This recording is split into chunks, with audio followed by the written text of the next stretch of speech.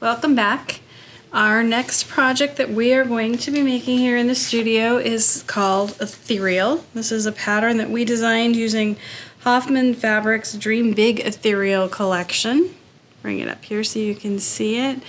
And the show-stopping piece of this is this absolutely stunning panel that's going to go in the middle. This is just a quarter of it. So you have to stay tuned to see the whole panel once we get the borders on it. When I saw this, I was just like, oh, we've got to do something that is curvy and had movement and had some no sharp points. And it also kind of, there's a fabric in the collection right here that I think they call it subway tile. When I saw this, I started thinking about tile designs, and that's where this pattern came from. The curved pieces out here are from a Moroccan tile design, and they are pieced. So we're going to go through the tutorial on how I cut and how I piece them. But I want to talk about the fabrics that we went with this. The colors in here go from pink to blue into a rusty orange, back into the pink and peach. So we wanted to pick up those colors with the border fabrics. I wanted the panel to be the center, so we definitely used a lot of white that just sort of accents the panel and keeps things quiet. And then we did use the blue subway tile to create the scallop that's going to go around the outside. So that is the other main piece. And then we echoed the subway tile with the purple subway tile, which will become the outer border.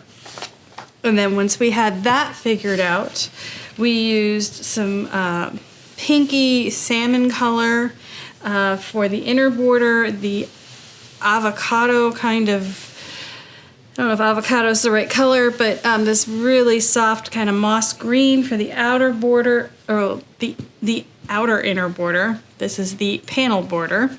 And then we did these two fabrics along with the green and this to do the little circle dots that go around to accent all these colors in here. So this should be a really fun project.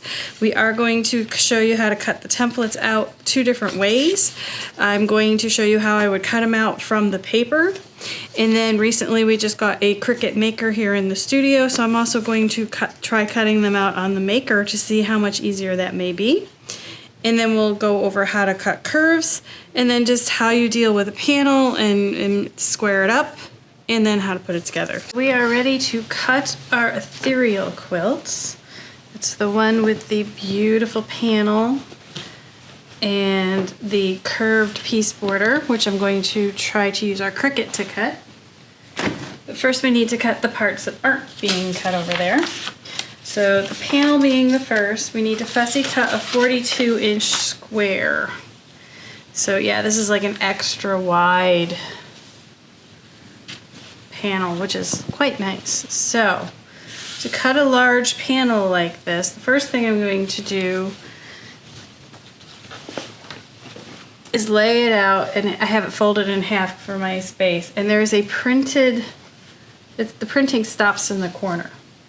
So there is a straight edge on each side. So I'm going to measure that and see where we're at.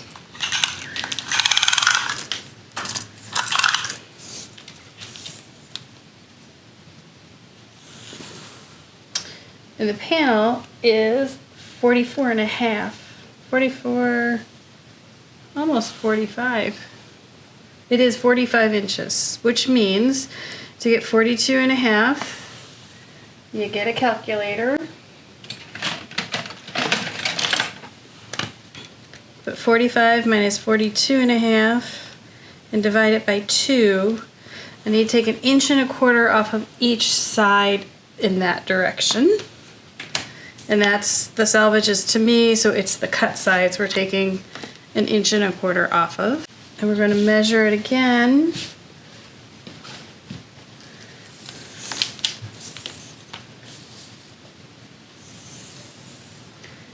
And that one is 44 inches. 44 minus 42 and a half divided by 2 is 3/4 of an inch. So from selvage to selvage, we're taking 3/4 of an inch. Cut to cut, we're doing 1.25 inches. And that will get us a 42.5 inch square. And it's not printed even to even. So what I'm gonna do on this side is I'm first going to square it up following the print line. So you can see the print line here, print line there. So we're first gonna square it up that way.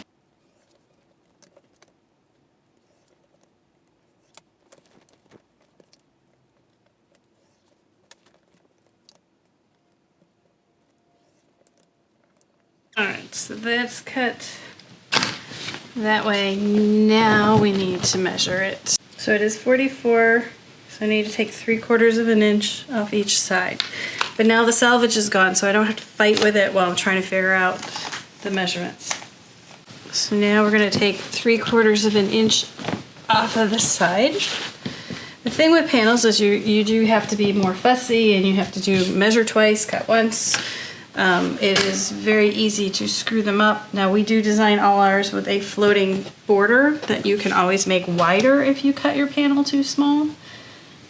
But it's better to cut it right the first time if you can.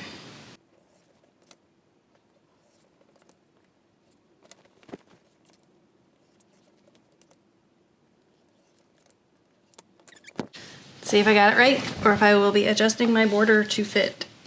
We're gonna call that good. And then this way, we're gonna measure it one more time to make sure that math is right. And then we'll take 1.25 inches off each side. So this is also not centered, so we're gonna cut off the white and then remeasure.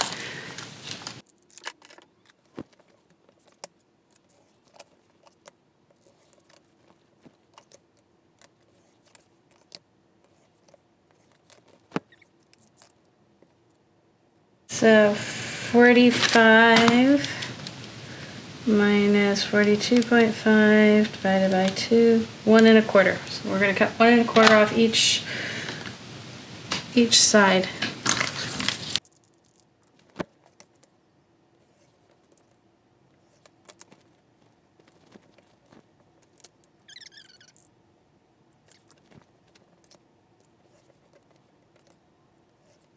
So now we have one panel, 42.5 inches square.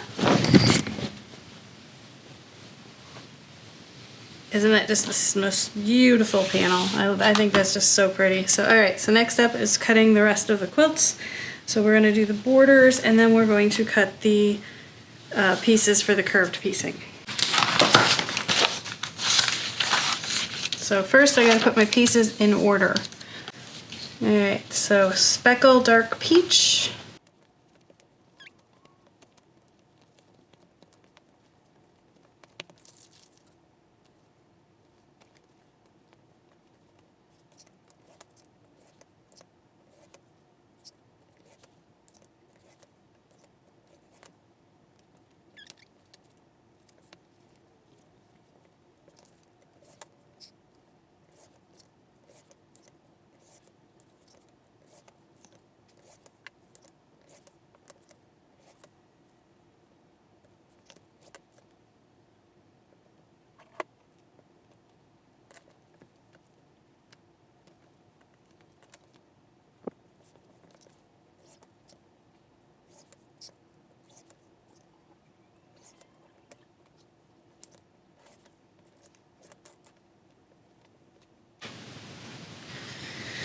All right, so we are up to the template cutting part, which are these, and I'm going to try cutting them on my Cricut. So I did a test block to make sure it was going to work. I did a test block of each. There's the other one. Sure. So there we go. And I've already created SVG files for these. I just need to get them set up on the mats and get them cut. All right, so we've got everything set up to cut the template pieces on my Cricut Maker. So I've created an SVG file of these, which we will put up on the website. It'll be available for sale. But if you don't have one, you could just cut these paper templates out, lay them on the fabric, wrong side up on the fabric. So the back side, the template would go onto the back side of the fabric, and cut them on the drawn line. You could glue it down to a template plastic if you want to make it, or cardboard to make it a little more rigid, but it definitely is how we cut most of our templates around the studio. But we did get a Cricut maker. I do want to try it out and cut all of these templates on the maker. I have done a test block with scrap fabric to make sure that I'm not going to ruin my fabric for the project. So we're going to get started. So the first thing we're going to do is we're going to cut the arcs out. And I have set them up in the Cricut folder. And I said I need to make 5 of these for the first color. They laid them out. So the mat, we're going to use the 12 by 12 fabric mat. And I need to cut a fat piece of fabric 10 by 7 to be able to get those 5 pieces out. I know I have 2 other colors that are doing the same thing. One of them gets 6 pieces, which a 10 by 7 will work. So I'm going to cut all 3 of those colors at once so that we can just run them through the machine one after the other after the other.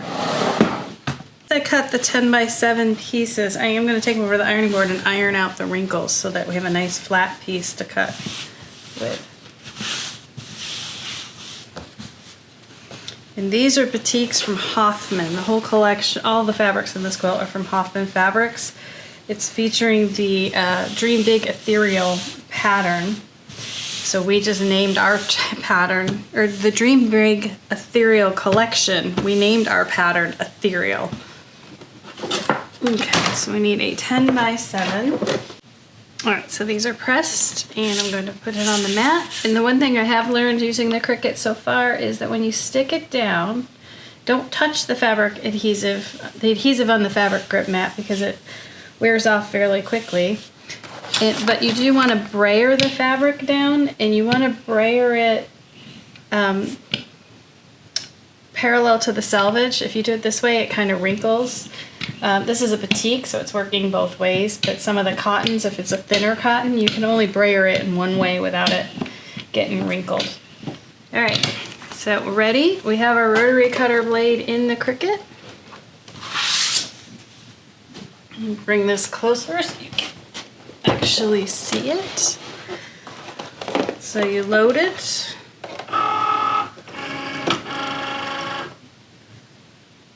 You tell the program that you're ready, and then it'll ask you what material this is. I use medium weight fabric cotton. I get the best cut with that.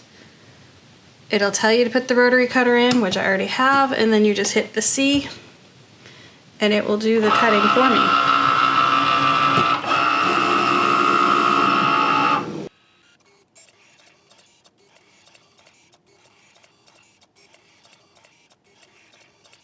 So now it's ready, but before I unload it, I always peel up a corner, and I use the spatula to do it, and make sure it cut through. So if it doesn't cut through, you can run it back through and it's all aligned, but if you unload it and then check it and you didn't cut through, then you have to, there's something you do, you have to use scissors to kind of finish the cuts. So this looks good. So we're going to unload it.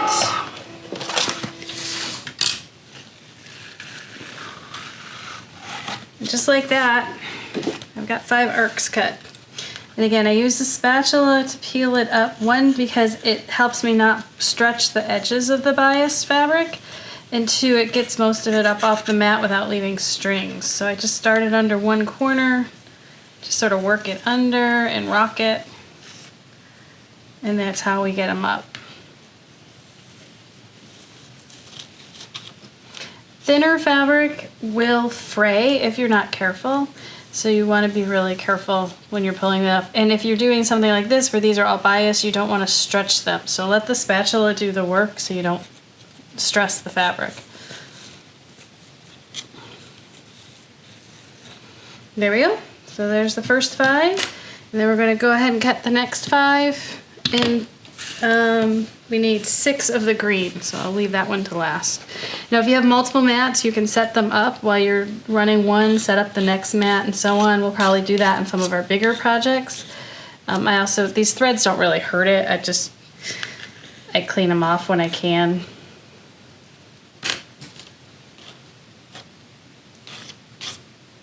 There we go.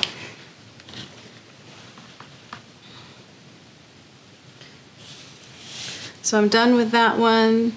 So I can just hit finish and walk through it again. Or I think I could just load it back in and hit the cricut button without having to reset everything. So we're gonna try that and see if that works.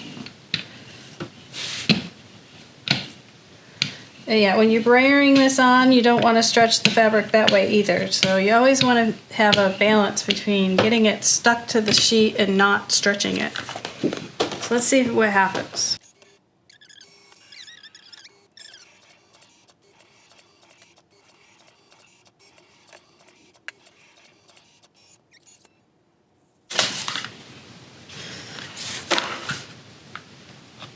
So on those peach ones, I got a little bit of fraying on the edge because I was peeling up from the edge. So this time, I'm going to peel up from the arc, and I don't think I'll get that fraying. Yep, see? So, at least it's better. I have a little bit.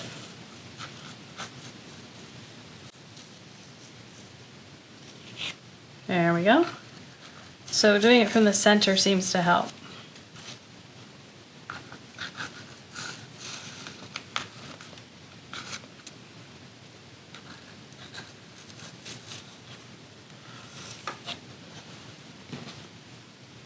Okay. And these are batiks, so they don't have a right or wrong, but you should be putting them right side down. And it says it right on the pattern to cut them wrong side up. The same would go for the mats. So for the green, we have to cut 6, so we will have to restart the process, pick the materials, and up the number. But in this case, I'm going to use the other side of the mat just so that you don't constantly cut on one side. Alright, so I was fussing around with this because on top of having to cut templates, I need to cut them going a certain direction. So I think we've got it worked out.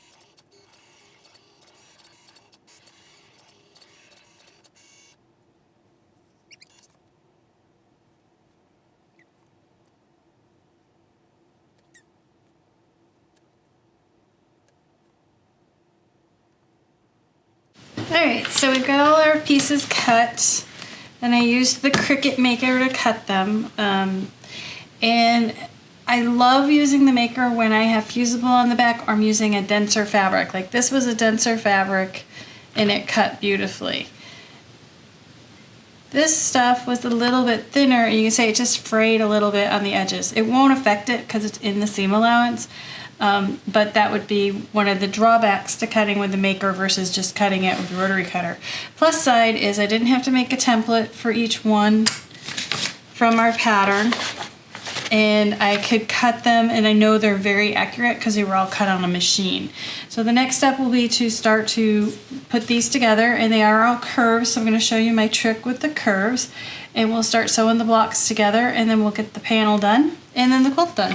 So I want to walk through the steps to make the ethereal block that goes around the border of our panel. It is all pieced curves, and so this is what one half looks like, and then this would be the other half, and they get sewn together. So to make this, you first have to cut all your pieces, which we've shown you earlier in the video, and they go together like this. So you need to mark the center of each of your curves. And each curve center is different. So this center is going to be different than this one. This center will be different than this one. So you can't just fold it in half and mark both. It doesn't work that way. So first you fold each piece in half along the curve. So this little guy gets this, and you can press it and leave a crease so you can see it, or you can mark it with an iron out pen, whichever is easiest. So then for this one, for this first one, you mark it. And I'm just gonna make a dash to make it easier to see. So there's that center. And then for this center, we are going to go end to end again. And it stretches for you, so don't stretch it. Just let it gently lay down and crease. And you can see now how they're 1/4 of an inch away from each other. So that's why you can't just mark this and then imagine it goes across. They are offset. So there's that one. Then this one, same thing. And I find it easier to put the straight edge at the bottom.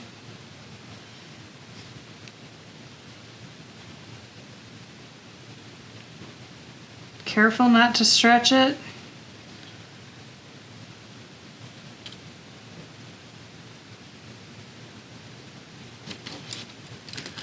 And then this is a busy print, so I am going to put a mark there. And then on this side, we will fold it.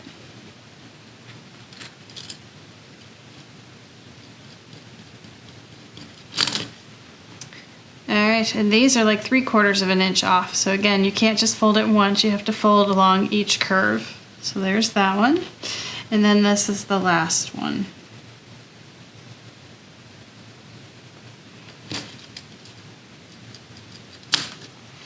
And so that one goes there. So I don't think I got that right.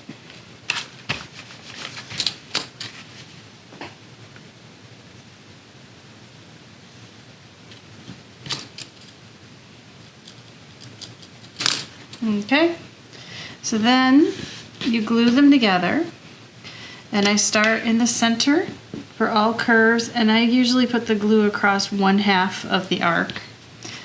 And then you align the two centers following your marks. Let it sit for a second. And then you align this straight edge with that straight edge and hold that and let that set.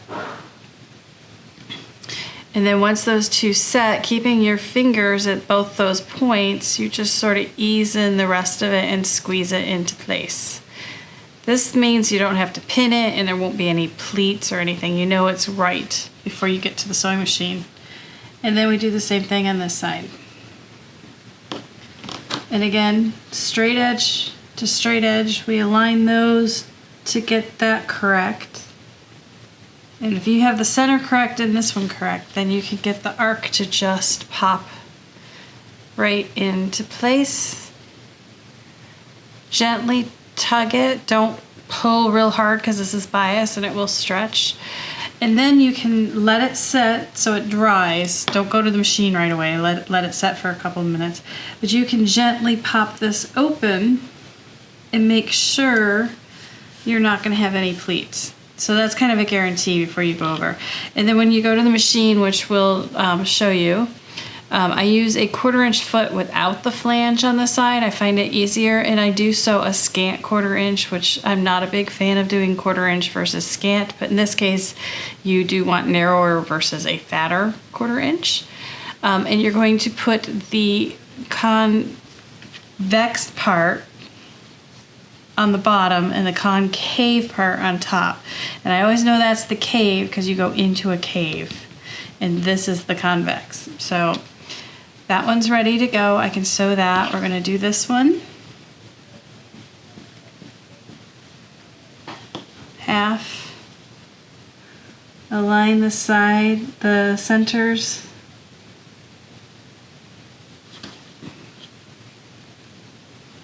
Oops, need glue.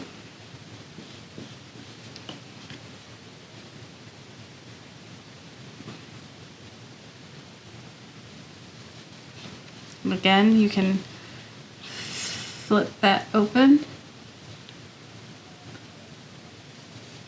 So to sew these curves that we've now glued, we're going to always put the convex part on the bottom and the concave part on the top. And I'm going to align the side edges, and I'm using a 1/4 inch foot without a flange. This is a 1/4 inch foot with a flange, and I usually use this for all of my piecing, but I found this one was a little easier to work with than this when you're dealing with curves. So we put the foot down, and I do put, if you have the option, I put needle down on the machine so that if I have to stop, it holds everything in place. So we just go slow, and you'll see as we go around this tiny curve, my job is to smooth all the fabric out so we don't get pleats.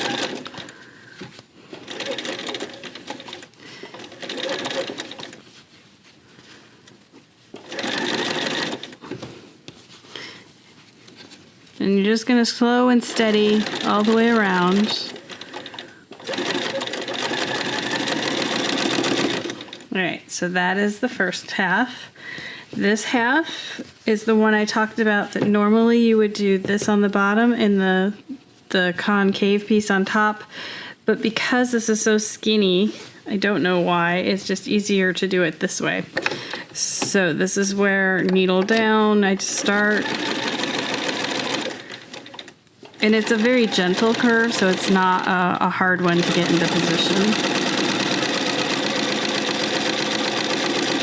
Okay, so once they're sewn, we're ready to press. So to press these, again, you want to be very careful.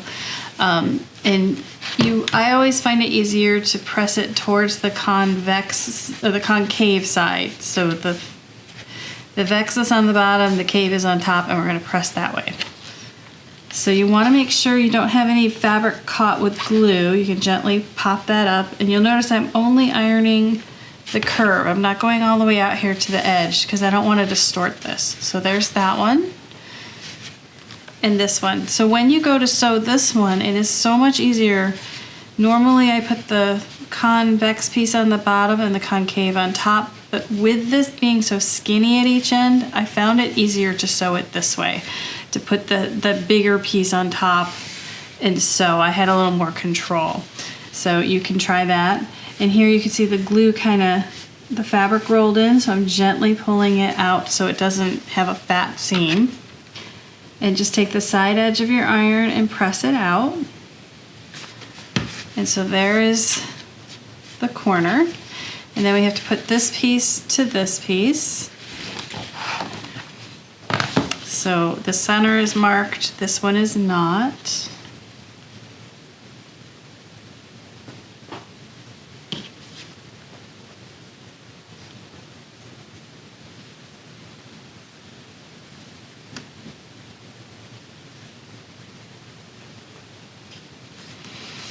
Okay.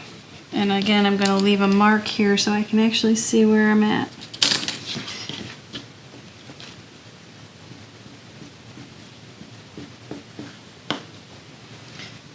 Mark the center.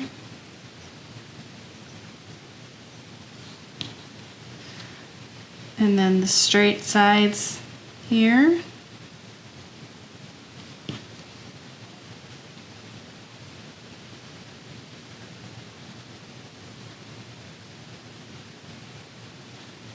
And gently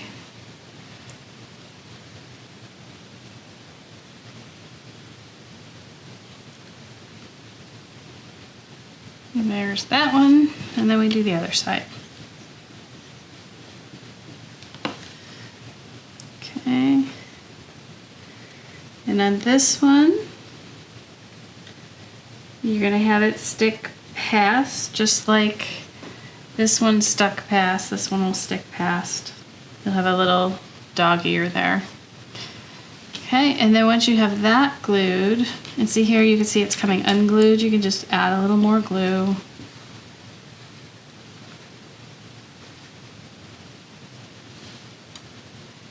Okay, then once you have that glued, we're ready to sew. And then to do the final seam in between, We go back to the concave on top, the convex on bottom. And again, we sew and just smooth out the fabric ahead of time. But by gluing it, I don't have to fight with this position as much as I just need to make sure it's smooth and there's no pleats. And you'll see I'm kind of gently straightening it so that you can get it under the foot.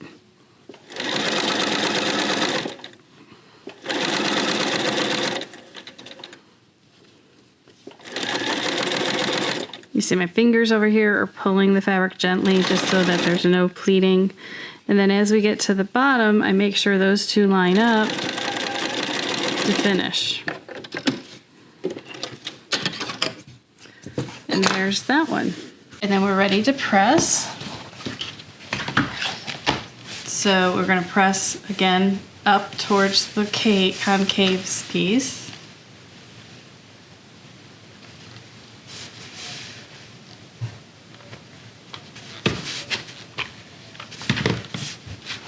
And then we're ready to square this up.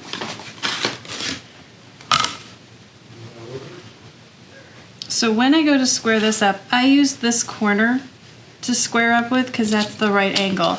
And things can get distorted. They may not be perfect 6 inches, but as long as you leave the seam allowance as your guide, you can, it's okay if it's a little off. And if it's off, it just means one of these curves didn't get, I was too fat with my 1/4 inch, which I can see here. This one's a little fatter. If they were a little skinnier, this would have come out more and it would have given me the perfect 6 inch, which I did have over here. So these are squared up to 6 inches, but again, use this right angle as your guide. And if you really want it perfect, you can rip it apart and redo it. These are very complex curves. So it's not, if you've never done a curved quilt, this is not the one to start with. This would be one after you've done several curved quilts. So now we have all of those. Then we're going to sew 2 of these together to make the blocks, and then we'll sew the blocks together to make the border. So, and then we also did the corners. So there are those. All right, so I started to sew the blocks into segments that then will become the borders. The pattern has you just sew all the blocks into the border. You can do it either way. I did it because it's easier to demo this for you guys.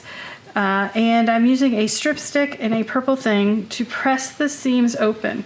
Now it's not super bulky, so you could press to one side if you so desire, but I think it'll lay nicer if we press it open. So you take the curved side of the strip stick up, put the seam on it right sides down. I pull it gently taut with my fingers and I open up that top seam. And then I take the nose of the iron and just push it down, and you'll see with the curve of the stick, it just falls right over. So then we can press it this side. And there is the tile design.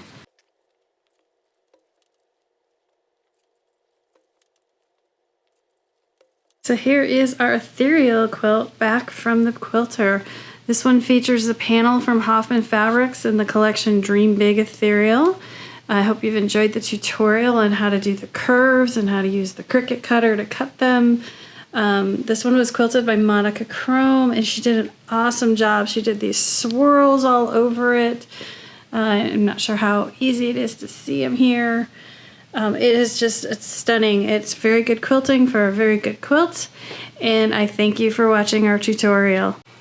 I hope you've enjoyed this video, and if you have, make sure you like and subscribe below. You can find the Whimsical Workshop on our website, thewhimsicalworkshop.com, and that has all links to all of our other social media platforms. Thanks for joining us.